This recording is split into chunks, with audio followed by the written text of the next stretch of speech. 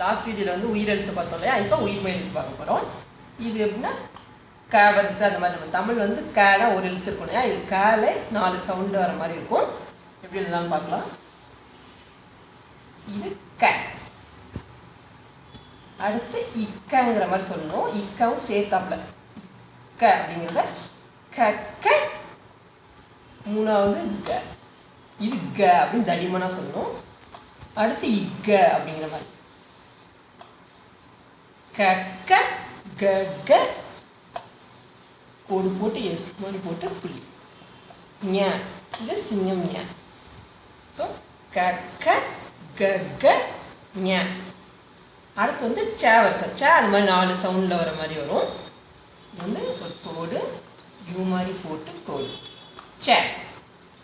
அடுத்து 3 தலைகீழாக போட்டு இங்கே ஒரு முட்டை இங்கே கோடு இச்ச. அதுதான் இதே மாதிரி இப்போ நம்ம க க அப்படிங்கிற மாதிரி ச ச. அடுத்து ஃபஸ்ட்டு இதில் யூ போட்டு கோடு. ஃபஸ்ட்டில் வந்து யூ போட்டு இந்த பக்கம் லெஃப்ட் வந்துச்சு இல்லையா, அந்த மாதிரி ரைட் பக்கம். இது ஜ தடிமனா சொல்லணும். ச ச ஜ. அடுத்து ஜ எஸ் மாதிரி போட்டு இழுத்து ஈ போட்டோம் இல்லையா, ஆ இ உயிர் எழுத்துல அதே மாதிரி போட்டு கோடு போட்டு வரணும்.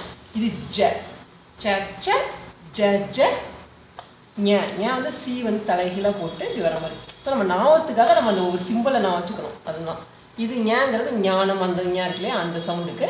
ஸோ பார்க்கலாம். ஃபஸ்ட்லேருந்து க க க க ஞ ச ச ஜ ஜ ஞ. இப்போ நம்ம ச வரிசை பார்த்தோம் இல்லையா. அடுத்து ட. ட தமிழில் ட இருக்கு இல்லையா, அந்த ட வரிசையில் 4 சவுண்டு. ஃபஸ்ட்டு 1 போட்டு சி ட. அதே மாதிரி ஒல்லியாக சொல்லணும், தடிமனா அந்த மாதிரி சவுண்டு வச்சுக்கணும். ட. அடுத்து ஒரு போட்டு முட்டை இட்ட. அதே மாதிரி இப்போ நம்ம இங்கே எல்லாம் எப்படி சொன்னோமோ அதே மாதிரி இட்ட அப்படி மெய்யல் சேர்த்த மாதிரி சவுண்டு வரும். ட ட.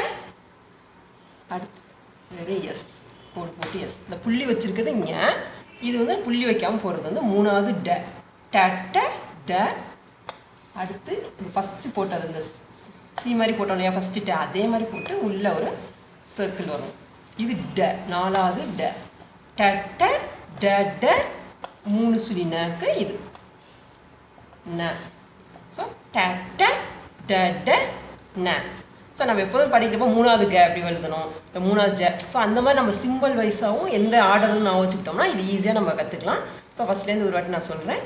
க க க க ஞ ச ச ஜ ஜ ஞ ட ட ட ட ந.